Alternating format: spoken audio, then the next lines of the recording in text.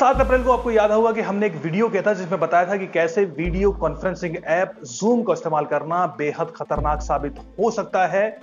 बहरहाल भारत सरकार के गृह मंत्रालय ने भी इसी ओर इशारा करते हुए आज एक एडवाइजरी जारी की है जिसमें उसने बताया है कि जूम एप्लीकेशन को इस्तेमाल करना आपकी प्राइवेसी के लिए खतरनाक साबित हो सकता है। बहरहाल इससे बचें।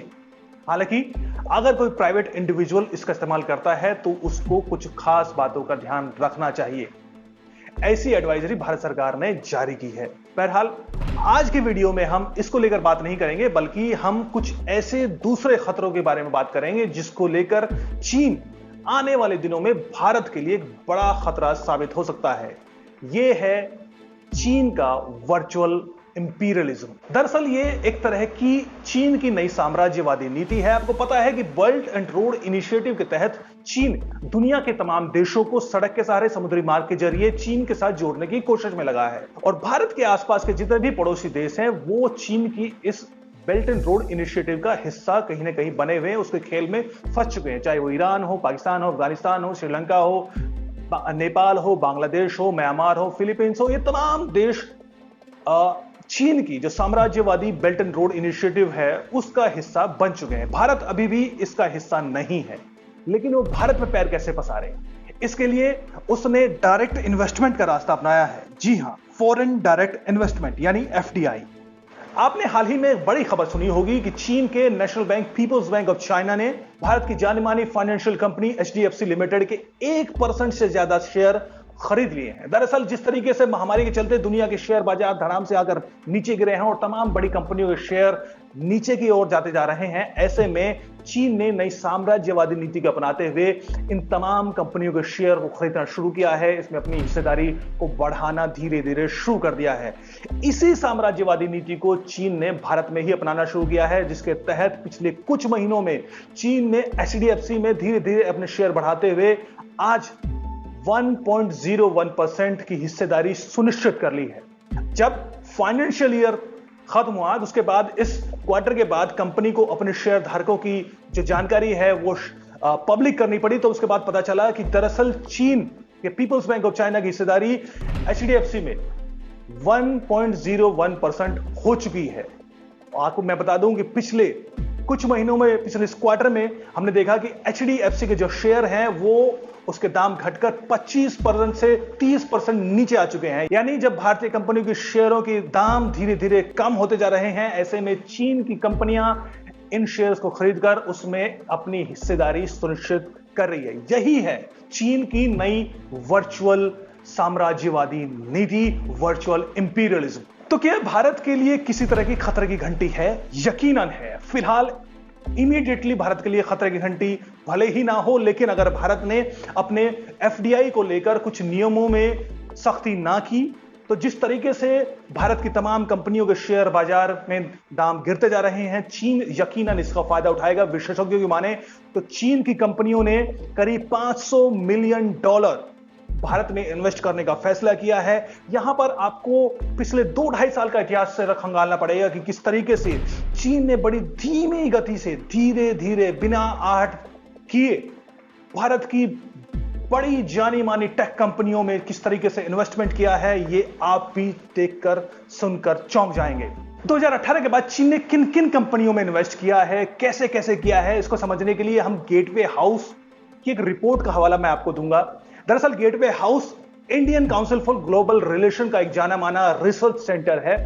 इसके एक रिपोर्ट के मुताबिक 2018 के बाद चीन ने भारत में करीब करीब $5.6 बिलियन से ज्यादा का इन्वेस्ट किया है। $5.6 बिलियन एक ह्यूज अमाउंट है, लेकिन जिन कंपनियों में किया है वो दरअसल एक बड़ा चौंकाने वाली बात यह है कि जिन कंपनियों में किया है वो कंपनियां हैं फाइनेंशियल टेक कंपनियां, टेक्नोलॉजी से जुड़ी हुई कंपनियां, मीडिया, सोशल मीडिया से जुड़ी हुई कंपनियां, इसके अलावा जो लॉजिस्टिक्स की कंपनियां हैं जानी जिस पर आप हमेशा डिपेंडेंट रहते हैं, सर्विस बेस्ड एप्लीकेशंस हैं, उन कंपनियों का पर चीन की नजर रही है। इन्हीं में चीन ने पिछले 2018 के बाद जबरदस्त इन्वेस्टमेंट किया है।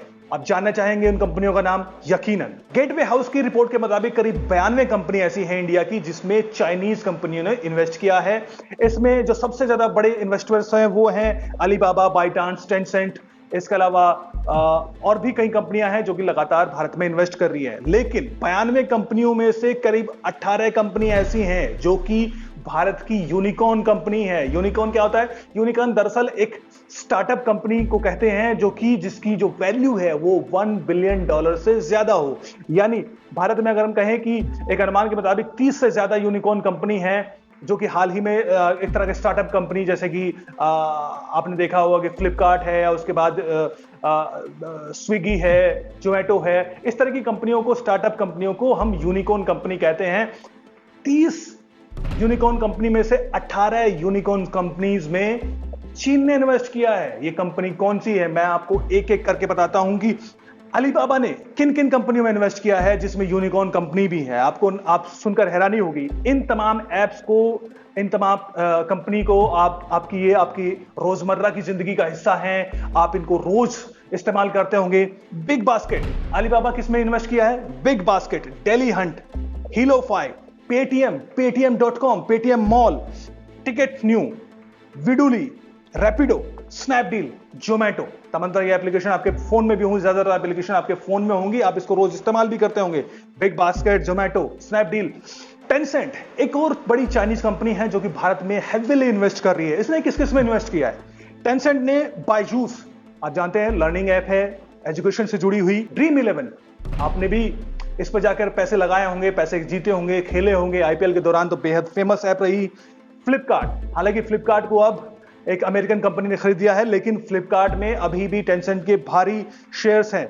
गाना.com, जी हां, टाइम्स ऑफ इंडिया की जानी मानी गाने से जुड़ी हुई, म्यूजिक से जुड़ी हुई एप्लीकेशन गाना.com। हाइक, खाता बुक एक नई एप्लीकेशन है जो लगातार बेहद पॉपुलर हो रही है। एमएक्स प्लेयर एक नई एप्लीकेशन है जो कि अब एंटरटेनमेंट के वीडियोस भी फ्री में दे रही है। ओला कितनी बड़ी एप्लीकेशन है, यूनिकॉर्न कंपनी है। पूरे देश में जिस तरीके से जाल फैला हुआ है, इस कंपनी में भी टेंसेंट के शेयर्स हैं।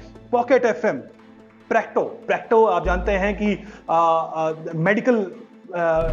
मेडिकल कंपनी से जुड़ी हुई, एक हॉस्पिटल से जुड़ी हुई एक जानी मानी एप्लीकेशन है। स्विगी आप जानते हैं फूड डिलीवरी से जुड़ी हुई एप्लीकेशन है, कितनी फेमस है। उड़ान, तो ये तमाम एप्लीकेशन है जिनमें टेंसेंट का इन्वेस्टमेंट पिछले 2-3 सालों में हुआ है।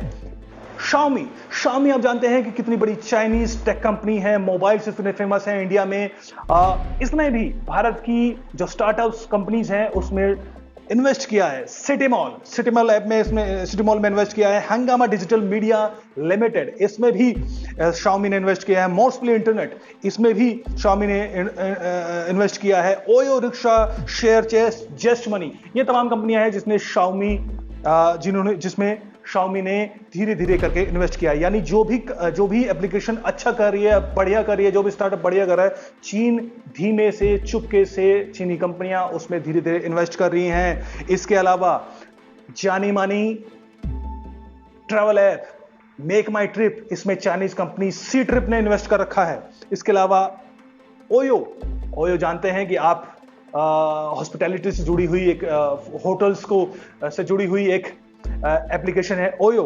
इसमें भी दीदी शुयुंग ने और लॉजिंग ग्रुप ने, चाइनीज कंपनियां हैं दोनों ने ओयो में भी इन्वेस्ट कर रखा है। इसके अलावा पॉलिसी बाजार, आपने देखा होगा कि पॉलिसी के क्षेत्र में पॉलिसी बाजार एक जानी मानी बढ़ती हुई बहुत जबरदस्त स्टार्टअप कंपनी है। इसमें भी स्टेटव्यू कैपिटल, इसने भी चाइनीज स्टेटव्यू कैपिटल कंपनी है, इसने पॉलिसी बाजार में इन्वेस्ट कर रखा है। ये तमाम एप्लीकेशन ऐसी हैं जिसको आप कम से कम 5 से 6 एप्लीकेशन को आप रोज इस्तेमाल करते होंगे। इन तमाम कंपनियों में चाइनीज कंपनियों ने इन्वेस्ट कर रखा है। लेकिन ये खतरा क्यों है? ये तो सब जानते हैं कि अगर बाहर से डॉलर आते हैं तो ये भारत की इकोनॉमी के लिए बेहतर साबित होंगे। जो स्टार्टअप्स कंपनियां हैं उसको अपने पैर फैलाने में, अपने कंपनी का विस्तार करने में बड़ी आसानी होगी, इससे भारत का फायदा होगा।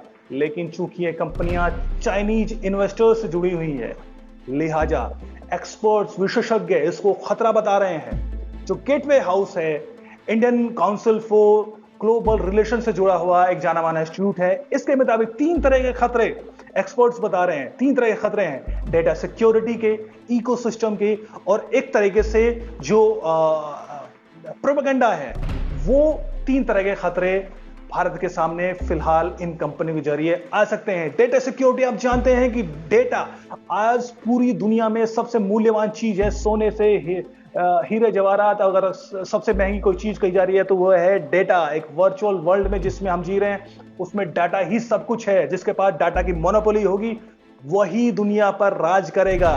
लिहाजा आप जरा ध्यान से देखिए, फिर से इन कंपनियों को दोहराइए कि ये तमाम वो कंपनियां हैं जिसके हाथों में आपका पर्सनल डाटा है, जिसकी पहुंच आपके मोबाइल फोन तक, आपको निजी जिंदगी तक है, और इन कंपनियों तक पहुंच चाइनीज कंपनियों की है। तो लिहाजा डेटा सिक्योरिटी को बड़ा खतरा बताया जा रहा है। चूंकि चीन की कंपनियों का इतिहास ऐसा रहा है, लिहाजा एक्सपर्ट्स का कहना है कि चीन भारत में भी इस तरह की हरकत कर सकता है। चूंकि इन तमाम एप्लीकेशन का एक्सेस जो है वो आपकी निजी जिंदगी तक है, आपके घरों तक है, आपकी हर एक हरकत पर नजर है, और इन तमाम कंपनियों पर चीनी कंपनियों की नजर है। लिहाजा वो किसी न किसी तरीके से भारत में एक तरह की प्रोपेगेंडा वॉर को छेड़ सकते हैं। इन तमाम डाटा का इस्तेमाल वो भारत के खिलाफ की गतिविधियों में कर सकते हैं। वो अपनी कंपनियों को की मोनोपोली बढ़ाने के लिए इस्तेमाल कर सकते हैं। किस तरीके से भारत में जो टेक कंपनीज हैं उनकी जो वर्किंग स्टाइल है वो कैसा हो, इसको भी डिफाइन कर सकते हैं। किस तरीके से मार्केट के स्टैंडर्ड्स हों वो भी डिफाइन कर सकते हैं। धीरे धीरे आने वाले दिनों में एक तरह की जो इंडियन वर्चुअल मार्केट है उसमें वो आधिपत्य जमाकर भारत में किसी भी तरह का खेल खेल सकते हैं। लिहाजा ये एक भारत के में आने वाले दिनों के लिए एक बड़ा खतरा साबित हो सकता है। आज जानते हैं कि भारत में कई सोशल मीडिया ऐप ऐसी हैं जो कि चाइना की हैं और आज भारत में इतनी बड़ी साबित हो चुकी हैं, जिसमें सबसे बड़ा नाम है टिकटॉक का। टिकटॉक बाइडांस की कंपनी, बाइडांस एक चाइनीज कंपनी है, उसकी एप्लीकेशन है। आज इसमें भारत के 20 करोड़ से ज्यादा यूजर्स हो चुके हैं। अगर हम आंकड़ों की माने तो ये एप्लीकेशन YouTube को भी पीछे छोड़ चुकी है। YouTube का इस्तेमाल भारत में जितना होता है उससे कहीं ज्यादा आज टिकटॉक का हो रहा है। यानी भारत की जो 2 टियर 3 टियर सिटीज हैं वहां पर टिकटॉक का इस्तेमाल जितना हो रहा है, गांवों में कितना हो रहा है, आप इसका अंदाजा लगाइए। अगर टिकटॉक एक तरह के प्रोपेगेंडा को फैलाना शुरू करे तो किस तरीके से भारत की सिक्योरिटी के लिए खतरा साबित हो सकता है, आप जरा ध्यान से सोचिए। इसके अलावा जो दूसरी कंपनियां हैं जो कि भारत के लिए दूसरी तरह का मोनोपोली के लिए खतरा बना हुई हैं वो है टेक कंपनियां। आप जान रहे हैं कि भारत में ओप्पो और शाओमी के फोन इतने ज्यादा हैं कि बताया जाता है कि 72-70% से ज्यादा जो मार्केट शेयर है वो सिर्फ इन 2 कंपनियों का है। यानी शाओमी हो, ओप्पो हो, दोनों के ही फोन भारत में सबसे ज्यादा बिक रहे हैं। सैमसंग, एप्पल ये कहीं नहीं है इसके सामने। आप इसकी मोनोपोली का अंदाजा लगाइए। लिहाजा जिस तरीके से चीन इस महामारी के बीच इन्वेस्टमेंट कर रहा है, ऐसे में जरूरी है कि भारत सरकार इस पर नजर रखे, सख्ती से नजर रखे, नियमों को थोड़ा सख्त करे।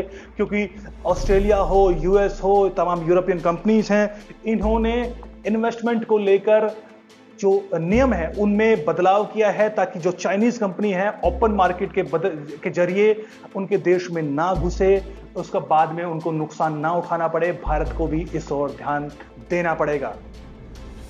नमस्कार।